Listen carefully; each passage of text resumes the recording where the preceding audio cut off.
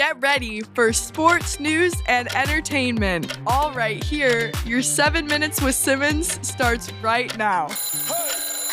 Yep, I know what you're going to say. Where have you been, buddy? Well, I'll tell you where I've been. I've been all over the place in the GOHL with the new rebranding.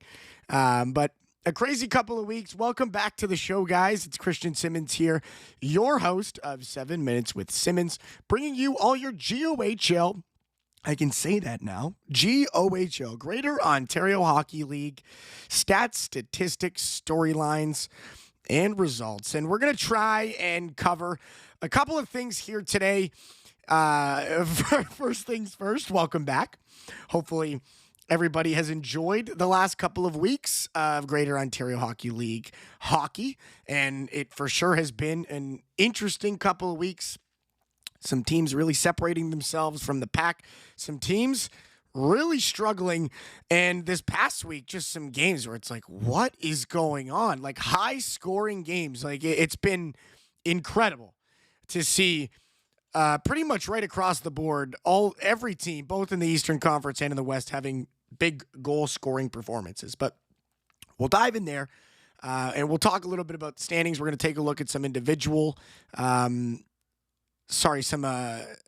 individual performances. Who's kind of throwing some points up there on the board. We got some rookies, some mature players, some teams that have multiple guys up there at the top. St. Mary's, Cambridge, to name a few. Chatham has a couple of guys up there in the top 10 or top 11, I should say. And the Caledonia Corvairs, one of my home teams. I commentate for them alongside the Hamilton Kilty Beasts. Saw an incredible game on Friday, it would have been. Or maybe that was Saturday. Time's blending. I have no idea. But Caledonia took, in my opinion, a Game of the Year candidate over the Fort Erie Meteors back whenever it was. Saturday, Thursday, could have been Wednesday for all I know. They beat Fort Erie in overtime. They went down 4-2. They came all the way back in that third period.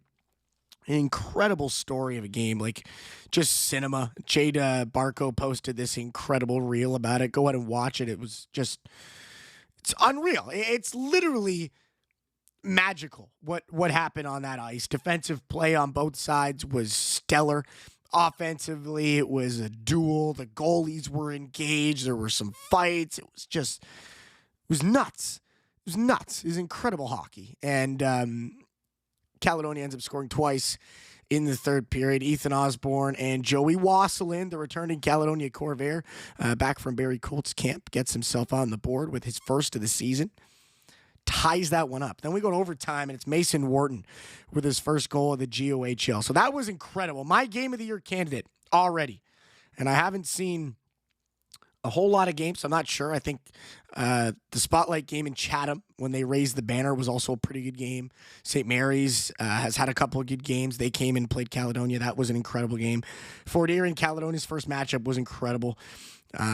Cambridge, there's no Game of the Year candidates there. They've just been whacking the crap out of everybody. They're 6-0 to start the season. Is maybe a good time to check out some of the standings. We'll take a look. In the West, London is 6-0. Chatham is 5-1. LaSalle is 4-1. Elmira 4-2. St. Mary's rounds out the top 5 in the West at 3-2-1. They look good though. They got Lincoln Moore coming back. Currently a top 3 scorer right now in the league. Has 13 points in 6 games. He looks lethal, just underneath Trevor Zanuto of the Chatham Maroons. But we'll talk about some of those individual scorers here in a little bit. And then shifting gears to the Western Conference, Cambridge looks scary. They're 6-0. 6-0. They've scored 38 goals. They beat a team the other night 15-2. Now, I'm not going to mention, I might as well. It doesn't matter. Everybody knows what happened the other night. Cambridge beat the Welland Junior Canadians 15-2. And then Welland turns around and beats the Hamilton Kilty Beasts 7-1 last night. So, I don't really know what's going on right now. It's early stages of the season. Everybody's kind of all over the place. But, yeah, Cambridge looks great. Hamilton, My poor Bees do not. They're 1-4-1 to start the season, coming in at 10th place in the Eastern Conference, man. They've scored just 13 goals, making them the lowest scoring team in the Eastern Conference. Just 2 teams lower than them are right across the board. Listowel and Sarnia both having tough goes of it. They've scored 11 and 3 goals apiece. Sarnia's having a tough year, man. They've given up 44 goals so far. Not the start they were looking for. The Cyclones, however, 1-5. Eventually pages turn in the GOHL, and for them it's been an undisciplined start to the season. 154 penalty minutes. Things are just not going their way. They've only scored 11 goals, and with the coaching staff on the way out, some of their high-end talent has moved on. It's just not the same Sykes team that we've seen this year. They're 1-5. St. Thomas 2-3, Strathroy 2-3 as well. In the East, Caledon making a jump. They're not too bad. They're 2-4 so far this year. Scored 12 goals, gave up 23. They've actually been a pretty strong team defensively if you look at it. The Ayr Centennials, who are 4-2-1, have given up a couple more goals than they have. And Ayr somehow, with a winning record, has a winning goals for differential by just 2. So they look good. St. Catharines looks good as always. They haven't lost in regulation yet. They're 5-0-1.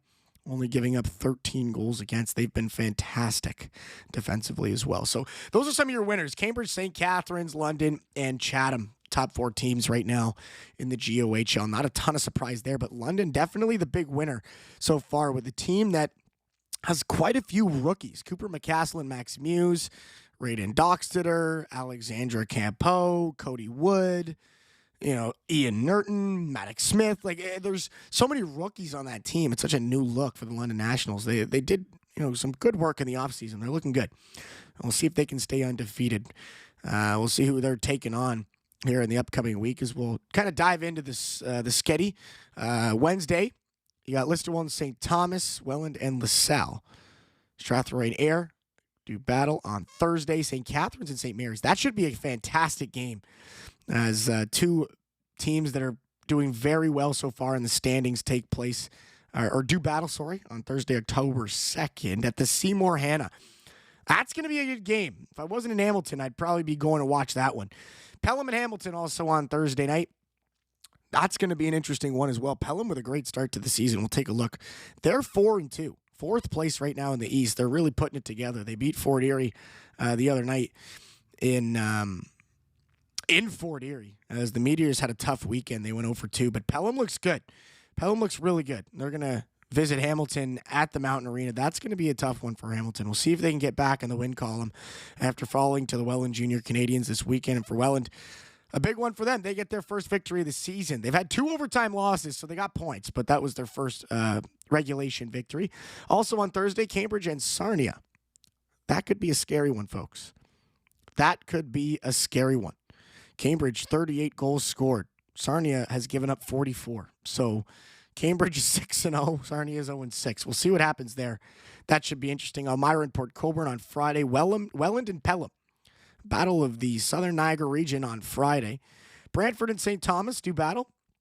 Hamilton will travel to Stratford for a second of a back-to-back on the Friday night. Caledon and St. Mary's also on Friday. Caledonia and Listowel on Friday as well. That should be a good one. I'll be there for the call. Chatham and Brantford on Saturday. Kickoff Saturday's affairs. That's an afternoon game. A matinee, they call it, against the Brantford Titans. And the Bombers and Cambridge on Saturday. Stratford, Fort Erie, St. Thomas, Kamoka, Sarnia, Caledon. As Saturday's just slammed full of games. The Ayr Centennials and the London Nationals. St. Catharines, Strathroy, goes on and on and on. So another fun weekend coming up. We'll take a look here at some of our individual scores so far, but it's been just a crazy season, man, so far. You got games like 7-1, 15-2. It's maybe not the best look for the league, but we'll have to see here. We'll take a look at some of your leading goal scorers so far. Trevor Zanuto and the Chatham Maroons getting things done so far offensively, up at the top of the standings in the Eastern Conference. They got a guy in Trevor Zanuto who's getting it all done. He's got 8 goals in 6 games, 5 assists as well, 13 points. In St. Mary's, Lincoln Moore comes back from the OHL for a full season here in the GOHL, and he's got one heck of a season already. 6 goals, 7 assists for 13 points. And then Tonelli time is in full effect in Fort Erie. He's got 12 and 6 for 2 points exactly. Underneath him, Brendan Gerber with 12. Dylan Richter with 11. Chase McQueen-Spence with 11. Cameron Fries has 10.